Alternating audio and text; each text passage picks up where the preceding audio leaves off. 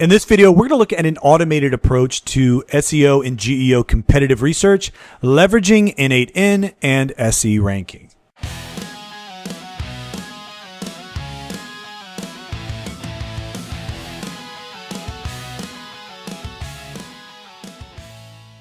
Before we get into all the tools, the agents, automation, we need to talk about when we should leverage each.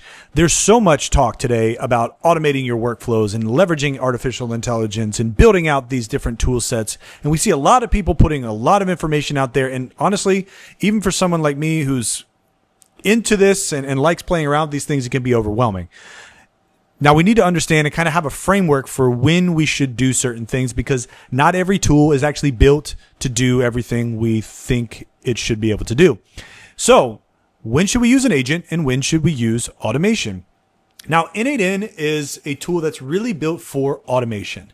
This is a tool where you want to leverage it when you know the exact steps in advance.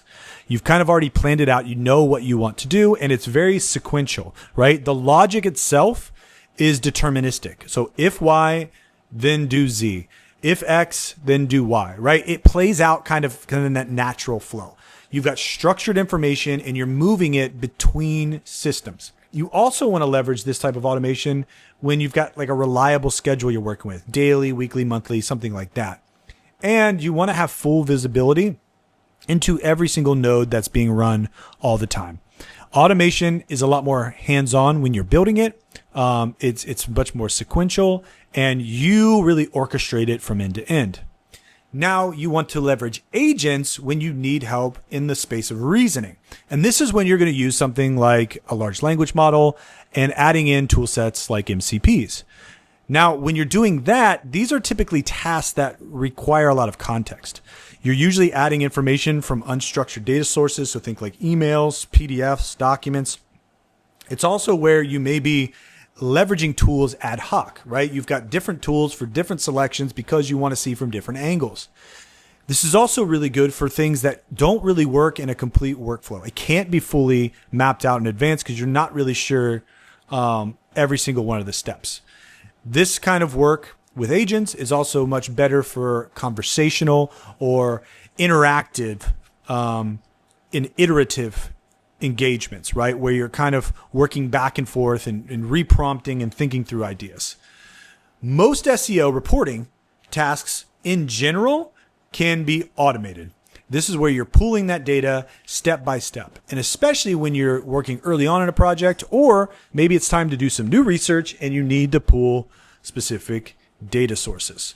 And that's what we're going to talk about in this video specifically. So to get started, we're just going to talk very high level through the workflow. We're going to be leveraging an N8N template where you use the SERanking community node. You install it, you set it up, you add your API credentials, you connect your Google Sheets, you paste in those URLs, and then you activate this workflow that generates the data based on preset rules. It's very simple. Anybody can launch it. And the inputs are even easier. It's just your domain, some competitors, and a seed topic. Now, after you do all that, what is the expected output? It's actually 5 different data sets, 5 different tabs, all in one Google Sheet. You're going to get an AI search leaderboard. It's going to show you the share of voice across ChatGPT, Perplexity, Gemini, AI overviews, things like that. You're also going to get organic keyword gaps. Where are your competitors ranking against you? And it's going to be sorted by volume. You're going to see questions or informational queries that are tied to your seed topic, and these are things that you need to be covering. You're going to get a sheet that has your current AI search prompts. Where are you already appearing in the LLM results? And lastly, it's going to show you the gaps where your competitors being cited or mentioned and you're not. So this is a really good output of data that then we can use into maybe our LLM tools to do some reasoning and help us build out a strategy for closing the gaps. Now we're going to walk into a live demo, see how all of this works, and what are some of the possibilities of things that we can do after we have this data. All right, so the workflow that we're going to be leveraging in N8N is this pre-built workflow called Track AI Search Winners and Uncover Topic Gaps with SERanking and Google Sheets. I'll link to this. You can read all about it here if you're just kind of understanding what it's for and what you are going to be getting out of it. To use it for free, you need to have an N8N account. You also need to have an SERanking account with API access. All you need to do is click Use for Free. From here, you want to import it into your own workspace, not mine, obviously. You can also copy the JSON side and put that in if you want to get fancy. Or if you're using N8N from self-hosting, you can do it there as well. The easiest thing to do is just have it import into your workspace. So this is what it'll look like once you import it into your workspace. You'll notice over here, there's a thing that says Setup. This is going to show the first thing that happens in the workflow, which is your domain input form that's already built out for you here. You're going to need to hook up your SERanking API. I already have one of those set up, my account. If you don't have an account, it'll just have you set up a new credential. Then you're going to need to hook up a Google Sheets sheet. And this is where you'll just need to connect using Google's OAuth. I've already done that for my account. You just walk through that, add in your credentials, and connect the sheet here. Once you have all of these set up, you're actually ready to execute this workflow. I'm not going to walk through the setup process. It's pretty self-explanatory, but I will show you what it looks like once it's set up. All right, so here is a published version of the exact same thing. The first thing is to add your information in the form that pops up. It runs through the configuration, and it's got a number of steps that it works through. It does the AI leaderboard, formats the information, sends it to the sheet. Does all the gap analysis, sends it to the sheet. Does the question analysis, sends it to the sheet. Does all of the AI topic analysis and sends it to the sheet. Now, can you pull all this data yourself? Yes. And if you like copying and pasting and downloading lots of documents, by all means, go ahead and do it. What makes this awesome is this is a very deterministic process, and we can do it automated. It's going to save us time and energy, and we can start focusing on the stuff that really needs our input. So what does the output look like? Here's a Google Sheet, and the first tab is the AI leaderboard. Every time I make a run and I add a competitor, it's going to add it in right here. It's going to give a rank for that competitor for every single run. It's going to give timestamps. It's going to show share of voice, brand presence, link presence. Is it my domain?